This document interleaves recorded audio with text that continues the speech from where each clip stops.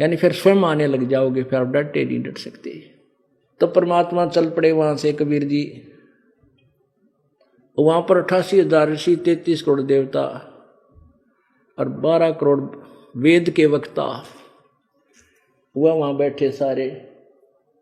और जब परमेश्वर को आते देखा, परमेश्वर कबीर जी ने अपने सुदर्शन वाल्मीकि हरिजन जैसी भाषा वो बना रखी थी, वेशभूषा जैसे पाटी सी, मैली कुचले कपड़े, टूटे से जूते, थोड़ी तो दाढ़ी बढ़ रही, क्यों पहला नाई नुई से हुआ करते, 6 महीना हम की तरफ कटा लिए तो कटा लिए, ना भी कटाए, छोटे छोटे बाल ऊपर न बढ़े हुए।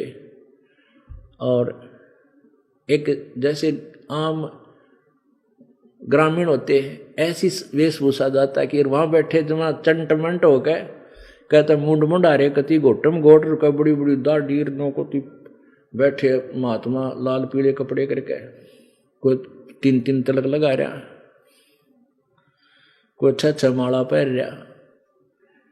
अब जब वहां पहुंचे परमात्मा उस मंडप में, सब ने देखा कि ये है क्या, ये लाए हैं क्या ये संत,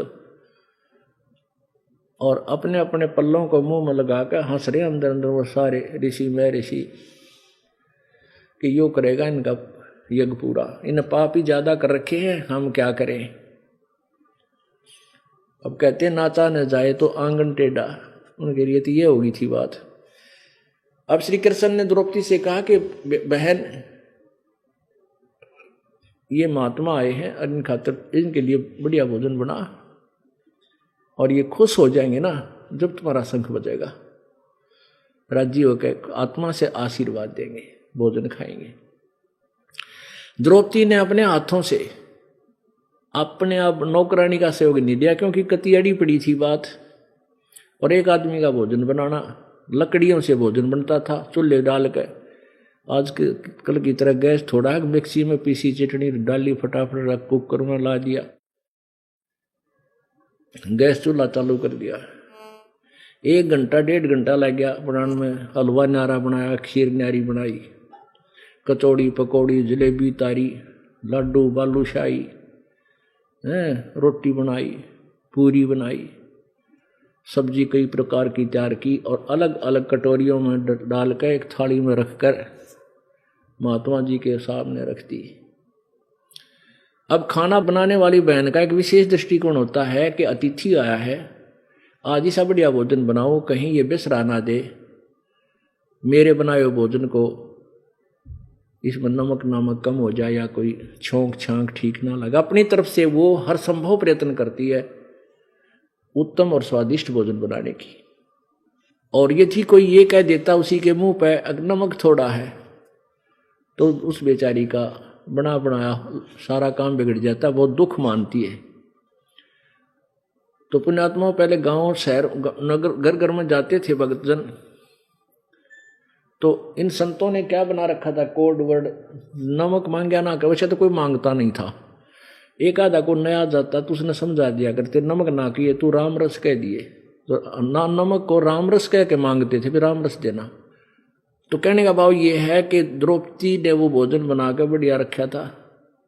महात्मा जी ने क्या किया,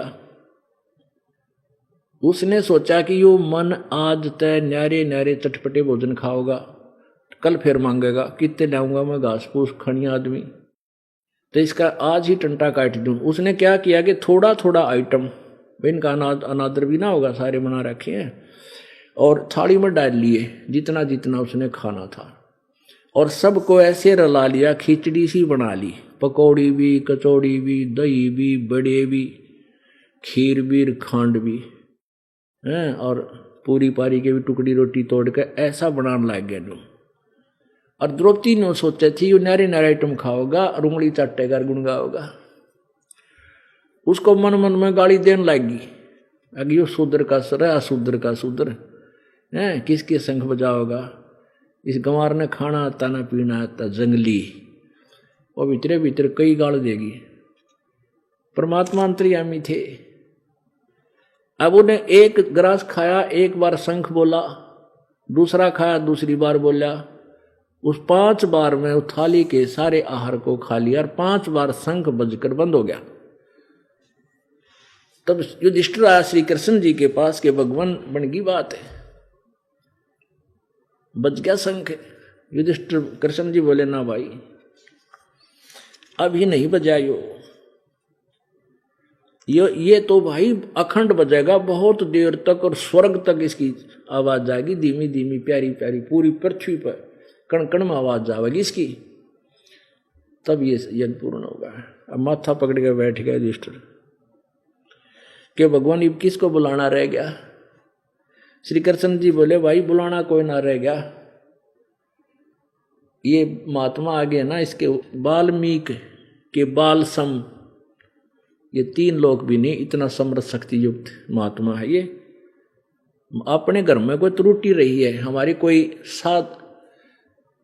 कोई जो है ना सेवा भाव में त्रुटि है, उसने देखेंगे कहाँ त्रुटि रही है। अपने आत्माओं पीछे पावर पूरी आई है और अपना पंखा नहीं चल रहा है तो कोई कनेक्शन में डिफेक्ट हो गया या पंखा खराब हो गया, उसको ठीक करो, फिर पावर तो है ही तैयार खड़ी है। तो श्री कृष्ण जी ने कहा कोई गड़बड़ हो रही है पूछेंगे। श्री कृष्ण जी ने पता था द्रौपदी गड़बड़ करी होगी। द्रौपदी से पूछा कि बहन आपने ये महात्मा जब खाना खावा था कुछ मंद विचार आए तेरे मन में, सच्ची बता दिए, झूठ ना बोलिए, नहीं उतरा काम बिगड़ गया है, ये तो संगवा लूंगा मैं, इसने कर दूंगा, करवा अर्ज कर लूंगा, कर लेंगे इसके आगे। अब द्रौपदी फंस गई, कहाँ जी मेरे से गलती बन गई, मैंने भोजन बनाया था इस दृष्टिकोण से, महात्मा खावेगा उंगली चाटेगा 20 जगह मेरे गुण गावेगा, द्रौपदी ने इतना बढ़िया भोजन बनाया भाई कितना नहीं देखा। 1 घंटे धूमे माख फुड़वाई, इसने सारा काम बिगाड़ दिया, इकट्ठा कर लिया। तो मैंने ऐसे ऐसे वचन बोल दिए, मन मन में कह दिए। तो परमात्मा श्री कृष्ण जी बोले ये अंतर्यामी महापुरुष हैं बेबे, और जय तुमने ये अपना काम पूरा कराना है, ये छोड़ दे इस बकवाद ने, और तूने ये 2 रोटी खवा के इसको मोल ले लिया क्या, इस पर एहसान समझ तेरे घर आकर रोटी खा ली इस महापुरुष ने, और कोई भूखा नहीं सोता, भगवान सबको दे रहा है, तूने ये एहसान कर दिया। द्रौपदी बोली जी मेरे अब तक घनी गलती बन गई, माफ करो, करवाओ इस। कृष्ण जी बोले एक परात तसला ला, कोई बढ़िया सा साफ सुथरा थाली, और पैर धो इस परम संत के, धूल समेत पीजा जतन अपना रोग कटवाना और काम बनवाना था।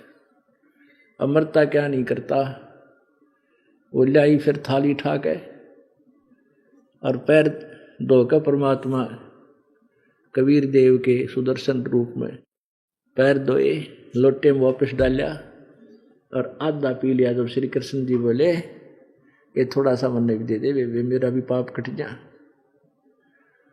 आधा श्री कृष्ण जी ने पिया, आधा द्रौपदी ने। यहाँ कबीर गरीबदास जी कहते हैं उस चूड़े का चरणामृत लिया था कृष्ण चंद्र करतारा, जिसको तुम भगवान मानते थे और जिस सुदर्शन को तुम वाल्मीकि समझते थे, उस वाल्मीकि के चरणों का चरणामृत पीना पिया। और तुम भी हरिजनों से, शेड्यूल कास्ट से इतना जो है ना द्वेष करते हो, इनसे नफरत करते हो, नालायक को हर तरह से चोट मारा कि परमात्मा ने हमें एक करने की। तब वो शंख बजा, अखंड धुन होगी प्यारी प्यारी पूरे विश्व में, नो सबके रोंग रोंग करना लगे, रोम रोम, और पूरी पृथ्वी पर सब हरे भरे वृक्ष हो गए और फलदार वृक्ष फलों से लदपत हो गए, फूलदार पौधे फूलों से परिपूर्ण हो गए। बोलो सतगुरुदेव। तो परमात्मा कहते हैं जब वो उनका यज्ञ पूर्ण हुआ, युधिष्ठिर को बूंदे सपने वो आने बंद हुए, वो प्रेत हटे उनसे, तुम कौन राम का जपते जापम और तात कटे ना तुम्हारे 3 का तापम। तुम किन भगवानों की भक्ति करते हो जिससे तुम्हारे 3 ताप भी ना कट सकते। बोलो सतगुरुदेव की जय।